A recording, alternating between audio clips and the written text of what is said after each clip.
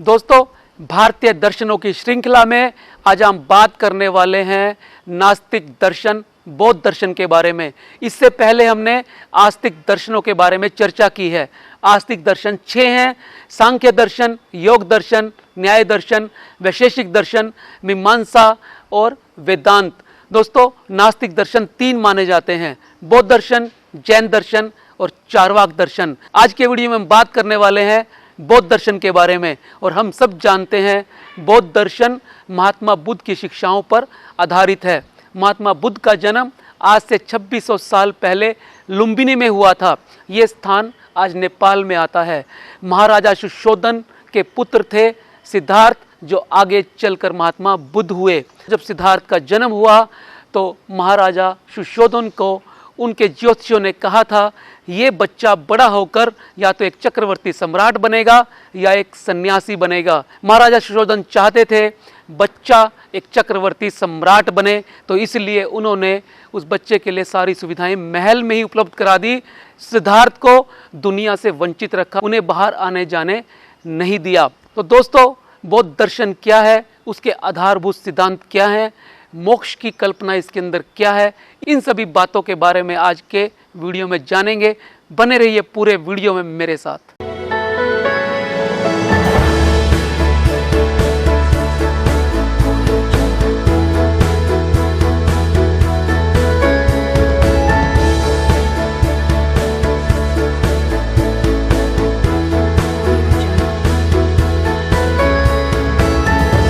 यशोधरा से उनका विवाह भी हो गया। उनके यहाँ एक पुत्र रतन राहुल की भी प्राप्ति हो गई। लेकिन सिद्धार्थ अपने ही महल में कैद थे। एक दिन वो अपने सखा और सारथी से बोले कि मुझे घुमाने के लिए ले चलो, मुझे राजमहल के बाहर ले चलो, मुझे दुनिया के दर्शन कराओ। दोस्तों, जब रथ में बैठकर वो जा रहे थे तो उन्होंने सबसे पहले एक व्यक्ति देखा जो लाठी के साथ चल रहा था, जिसकी कमर झुकी हुई थी, जिसका शरीर दुबला पतला था। ऐसा लगता था कि मानो इससे कुछ खाने को नहीं मिलता। तो सिद्धार्थ ने अपने साथी सखा से पूछा कि ये कौन है। सिद्धार्थ को जब पता लगा कि ये एक वृद्ध है तो वो बड़ा परेशान हुआ। जैसे ही वो थोड़ी आगे चले तो उन्हें एक व्यक्ति दिखा जो बीमार था। सिद्धार्थ ने पूछा ये कौन है, तो उसे पता लगा कि ये एक बीमार व्यक्ति है और हर व्यक्ति बीमार होता है। जैसे वो थोड़ी और आगे चले, उन्हें एक मृतक व्यक्ति दिखा जिसे 4 लोग अपने कंधे पर उठाकर ले जा रहे थे। तो सिद्धार्थ ने फिर सारथी से पूछा कि ये कौन है, ये अपने पैरों पे क्यों नहीं चल रहा, इस तरह से इसे लोग कंधे पे क्यों उठा के ले जा रहे हैं। तब सिद्धार्थ को पता लगा कि इसकी मृत्यु हो चुकी है, इसके शरीर से चेतना निकल गई है, अब ये मिट्टी का ढेला है। सिद्धार्थ जैसे ही आगे चला तो उसे एक सन्यासी दिखाई दिया। सिद्धार्थ ने जब सारथी से पूछा ये कौन है जिसके चेहरे पर इतनी चमक दिखाई देती है, जिसका एक अलग से आभा मंडल है, उसे पता लगा ये एक सन्यासी है, इसके मन से दुनिया के लिए राग द्वेष खत्म हो चुका है। दोस्तों, जब सिद्धार्थ महल आया तो वो सोचने पर मजबूर हो गया कि दुनिया के अंदर इतने दुख हैं, तो मुझे अपने जीवन के अंदर इन दुखों का कारण पता करना है। और उसी रात यशोधरा और राहुल को वो छोड़कर महल से बाहर चला गया और अपने सारथी को बोला, मुझे नगर की सीमा के बाहर छोड़ाओ और वापस चले जाओ। दोस्तों, नगर की सीमा से बाहर जाते ही सिद्धार्थ ने अपना वेश बदल लिया, अपने केश काट दिए और वो चल पड़ा सत्य की खोज के लिए। और अगले 6 साल उसने बिताए जंगल के अंदर, और वो हर चीज़ की जो सत्य के बारे में जानने के लिए जो भी चीज़ उपलब्ध थी, जो भी शास्त्र उपलब्ध थे, उसने वो सब पढ़े और वो सारी अनुभूतियाँ लेने का प्रयास किया जो जिसने बताई। लेकिन वो सत्य से बहुत दूर था। दोस्तों, 29 साल की उम्र में सिद्धार्थ ने घर छोड़ा था और 35 साल की उम्र तक वो भटकते रहे, लेकिन उन्हें सत्य ज्ञान नहीं हुआ। अंत में उनके शरीर के अंदर इतनी शक्ति भी नहीं बची कि एक सूखी नदी निरंजना को वो पार कर सकें। नदी के बीच में ही वो हाँफने लगे। तब उन्होंने निश्चय किया कि अब वो ये सारी चीज़ें छोड़ देंगे, मध्यम मार्ग अपनाएंगे। दोस्तों, बोधि वृक्ष के नीचे वो बैठ गए और ये संकल्प लिया, जब तक मुझे सत्य का ज्ञान नहीं होगा मैं ध्यान से नहीं हटूंगा और यहीं इसी स्थान पर मृत्यु को प्राप्त हो जाऊंगा। तो दोस्तों, उनका संकल्प सिद्धि में बदल गया और उन्हें आत्म साक्षात्कार हुआ, उन्हें निर्वाण की प्राप्ति हुई। जब उन्होंने अपने आँखें खोली, वो सिद्धार्थ से गौतम बुद्ध बन चुके थे, वो महात्मा बुद्ध बन चुके थे। दोस्तों, पूरा का पूरा बौद्ध दर्शन महात्मा बुद्ध की शिक्षाओं पर यह आधारित है। उन्होंने हालांकि अपने आप से एक भी शब्द नहीं लिखा, बाद में उनके शिष्यों, उनके अनुयायियों ने ही पिटक लिखे, जिन्हें 3 पिटकों के नाम से जाना जाता है। विनय पिटक, सुत्त पिटक और अधिधम्म पिटक। दोस्तों, इन्हीं पिटकों के अंदर ही बुद्ध की सारी शिक्षाएं और दर्शन निहित हैं। तो दोस्तों, अब हम बात करेंगे बुद्ध के दर्शन के मुख्य विषयों के बारे में। सबसे पहले जानते हैं 4 आर्य सत्यों के बारे में। दोस्तों, जब बुद्ध को ज्ञान की प्राप्ति हुई तो उन्होंने देखा कि 4 आर्य सत्य मौजूद हैं। पहला सत्य है सर्वम दुखम, यानी सब और दुख है। जब मनुष्य जन्म लेता है और अपने मरण तक उसे बुढ़ापा भी आता है, व्याधियाँ भी आते हैं, और ये सारे के सारे दुख को लेकर आते हैं। इनसे संबंधित जितने भी भावनाएं हैं वो सब दुख हैं। तो पहला आर्य सत्य है सर्वम दुखम, सब और दुख है। दूसरा आर्य सत्य है दुख समुदाय, इस दुख का एक कारण है। वो कहते थे कि तृष्णा ही दुख का कारण है, सभी इच्छाएं ही दुख को जन्म देती हैं। उन्होंने इसे प्रतीति समुत्पाद का नाम दिया। दोस्तों, बुद्ध की पूरी फिलॉसफी प्रतीत्य समुत्पाद के इर्द गिर्द ही घूमती है। इसका अर्थ होता है कार्य कारणवाद।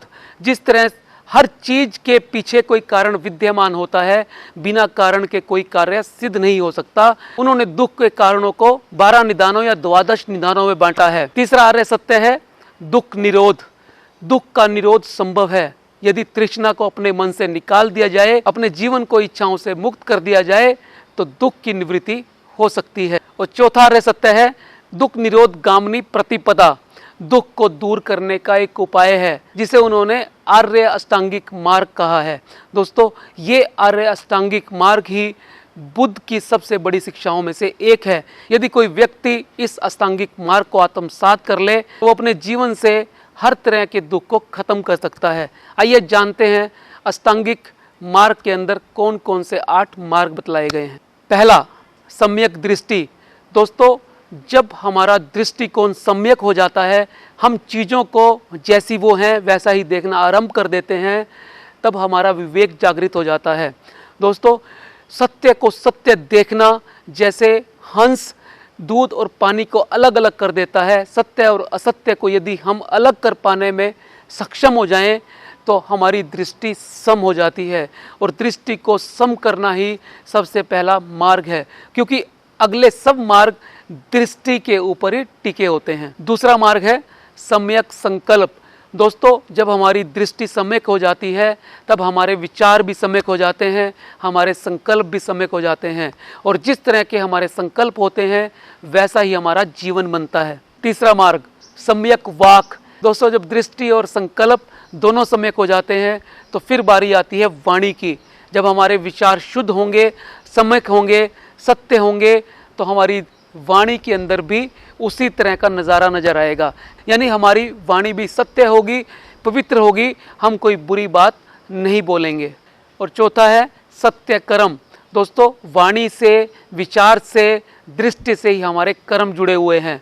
जब वाणी पवित्र हो जाती है तो कर्म भी अच्छे और शुद्ध हो जाते हैं। व्यक्ति वही कर्म करता है जो ठीक होते हैं। 5वां मार्ग है सम्यक आजीविका। दोस्तों, अपने परिवार के भरण पोषण के लिए हम किस तरह से आजीविका कमाते हैं, सत्य मार्ग पर चलते हुए अपने जीवन का पालन पोषण करते हैं या असत्य और गलत मार्ग पर चलते हुए। और 6वां मार्ग है सम्यक प्रयास, सम्यक व्यायाम। दोस्तों, किसी भी कार्य की सिद्धि के लिए संकल्प के साथ साथ हमारे प्रयास, हमारा काम सही दिशा की ओर होना चाहिए। यदि हम अपने लक्ष्य से भटके तो हम वहाँ नहीं पहुँच सकते जहाँ पर हमें पहुँचना चाहिए था। तो सही तरीके से काम करने से हम सही समय पर अपने लक्ष्य को पा सकते हैं। 7वां मार्ग है सम्यक स्मृति। दोस्तों, हमारे जीवन में अच्छी और बुरी बातें साथ साथ चलती हैं।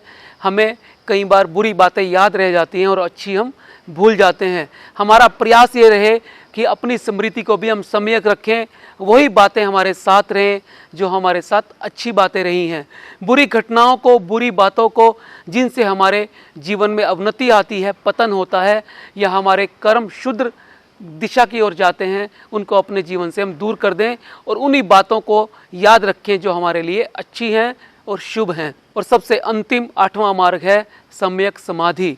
दोस्तों, जब हमारे ऊपर वाले 7 कर्म सम्यक हो जाते हैं, सही दिशा में हो जाते हैं, तब हम समाधि की ओर बढ़ते हैं। समाधि का अर्थ यह है कि हम सारी ऊर्जा को, चेतना को एक ही जगह एकत्रित करते हुए अपने जीवन से सभी चिंताओं को निकाल देते हैं, हर प्रकार की तृष्णा को निकाल देते हैं और निर्वाण की ओर बढ़ने का प्रयास करते हैं।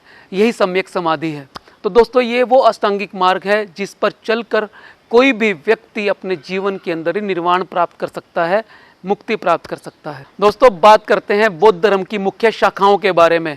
जैसा कि हम सब जानते हैं, प्रवर्तक जिस संप्रदाय या धर्म को बनाता है, उसके आने वाले अनुयायी उसमें मिलावट करना शुरू कर देते हैं। वो बिल्कुल वैसा ही नहीं रहता जैसा कि किसी प्रवर्तक ने या संस्थापक ने शुरू किया था।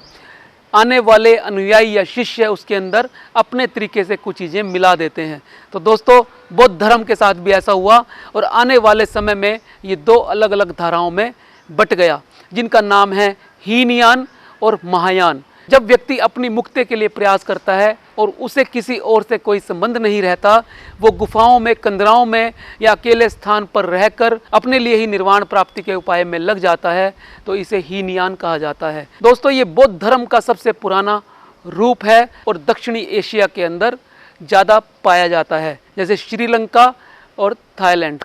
हीनयान के अलावा महायान उस शाखा का नाम है जिसके अंदर अपनी मुक्ति के साथ साथ समाज की मुक्ति के लिए भी प्रयास किए जाते हैं। महायान का अर्थ है बड़ी गाड़ी। उस बड़ी गाड़ी में अपने साथ और लोगों को भी बिठाया जाता है ताकि पूरे समाज को तृप्त किया जा सके, मुक्त किया जा सके, निर्वाण की ओर ले जाया जा सके। दोस्तों, इस शाखा के लोग चीन, जापान, कोरिया और तिब्बत के अंदर ज़्यादा पाए जाते हैं। तो दोस्तों, मुख्य रूप से हीनयान और महायानी बौद्ध धर्म की शाखाएं हैं, लेकिन कालांतर में एक शाखा और विकसित हुई जिसे वज्रयान के नाम से जाना जाता है। ये लोग ज़्यादा तंत्र शास्त्र में विश्वास रखते हैं। दोस्तों, बात करते हैं बौद्ध धर्म की मुख्य दार्शनिक मान्यताओं की। बौद्ध धर्म की सबसे पहली मुख्य दार्शनिक मान्यता है अनिश्वरवाद। बौद्ध धर्म क्षणिकवाद को मानता है। वो मानता है कि कोई भी वस्तु इस संसार में स्थायी नहीं है। परमात्मा को हमने आस्तिक दर्शनों में स्थायी माना है, ईश्वर को हमने आस्तिक दर्शनों में स्थायी माना है। जब बौद्ध धर्म इसी मान्यता पर खड़ा है कि कोई भी वस्तु स्थायी नहीं है, हर चीज़ अनित्य है, हर एक का विनाश होना है, तो ईश्वर की सत्ता कैसे स्थापित की जा सकती है। बौद्ध धर्म एक अनिश्वरवादी दर्शन है जो ईश्वर की सत्ता में विश्वास नहीं करता। अनात्मवादी दर्शन। तो दोस्तों, जिस तरह से बौद्ध धर्म ईश्वर की सत्ता को नहीं मानता, उसी तरह से बौद्ध धर्म में आत्मा की सत्ता को भी स्वीकार नहीं किया जा सकता, क्योंकि आत्मा को भी नित्य और चिरस्थायी कहा गया है। जब बौद्ध धर्म के अनुसार कोई चीज़ नित्य होती ही नहीं, हर चीज़ कुछ समय के लिए ही होती है, तो आत्मा की सत्ता भी अपने आप विखंडित हो जाती है। इसलिए बौद्ध धर्म के अंदर, बौद्ध दर्शन के अंदर आत्मा की सत्ता को स्वीकार नहीं किया जाता है। प्रतीत्य समुत्पाद। दोस्तों, हम इसकी पहले चर्चा कर चुके हैं कि हर वस्तु किसी अन्य वस्तु या हर घटना किसी अन्य घटना पे आधारित होती है। इसे सांख्य दर्शन में कार्य कारण सिद्धांत कहा गया है। प्रतीत्य समुत्पाद बौद्ध दर्शन का एक खास दार्शनिक आधार है। शून्यवाद। दोस्तों, शून्यवाद का सिद्धांत ये कहता है कि कोई भी वस्तु की सत्ता स्थायी नहीं है, हर घटनाएं स्वभाव से शून्य है। इस सिद्धांत का प्रतिपादन किया था नागार्जुन ने। बुद्ध धर्म को एक तार्किक व्यक्ति माना जाता है। उन्होंने किसी भी बात को मानने से इनकार किया है जब तक आप उसको जान ना लो। इसी तरह से वो वेद की सत्ता पर विश्वास नहीं करते थे। वो लोगों को ये कहते थे कि वेद को आंखें बंद करके मत मानो, उसके सारे सूत्रों को, उसके सारे तत्वों को समझ कर ही उसे मानो। जो चीज़ आपको लगता है ये नहीं हो सकती, उसे ना कहना सीखो, और जो चीज़ आपको लगता है ये हो सकती है, उसके पक्ष में खड़े हो जाओ। इस तरह से महात्मा बुद्ध एक बहुत ही तार्किक व्यक्ति थे, और इसी तर्क के कारण से ही पूरी दुनिया के अंदर बौद्ध धर्म और दर्शन प्रसिद्ध हुआ, और इसकी सर्वव्यापकता और मान्यता पूरी दुनिया के लोगों ने ग्रहण करी। जिस समय महात्मा बुद्ध का जन्म हुआ, उस समय भारत के अंदर जातिवाद का बोलबाला था। कुछ लोगों ने अपने स्वार्थ को पूरा करने के लिए समाज को खाइयों में बांट दिया था, और वेदों की कर्म पर आधारित व्यवस्था जन्म आधारित बन चुकी थी। इस किले को ढाने का काम किया महात्मा बुद्ध ने। उनके धर्म के अंदर, उनके धम्म के अंदर हर उस व्यक्ति को आने का न्योता दिया गया जो भी व्यक्ति एक अच्छा इंसान बनना चाहता था, चाहे वो किसी भी जाति से और चाहे वो किसी भी लिंग से संबंधित हो। तो दोस्तों ये उस समय के अंदर एक बहुत बड़ी सामाजिक और धार्मिक क्रांति थी जो महात्मा बुद्ध के द्वारा शुरू की गई और बौद्ध धर्म और बौद्ध दर्शन के रूप में पूरे विश्व में फैली। महान सम्राट अशोक भी महात्मा बुद्ध के अनुयायी बने और उन्होंने भारत से बाहर बौद्ध धर्म को ले जाने का काम किया। और दोस्तों उस समय समाज के अंदर बलि प्रथा अपने शीर्ष पर थी, चरम पर थी। बलि प्रथा की वजह से पशुओं का संहार किया जाता था, जीते जागते पशुओं की बलि देने के लिए, और उसके जरिए स्वर्ग में अपनी सीट आरक्षित कराने के लिए लोगों के द्वारा एक स्वांग और अंधविश्वास फैलाया जाता था। दोस्तों उस बात का सही मर्म समझाने के लिए महात्मा बुद्ध की शिक्षाओं का बहुत बड़ा प्रभाव भारत के ऊपर पड़ा और बलि प्रथा अंततोगत्वा भारत से समाप्त हो गई। तो दोस्तों इस तरह से बौद्ध दर्शन और बौद्ध धर्म की एक बहुत बड़ी देन है भारत के लिए भी और पूरी दुनिया के लिए भी।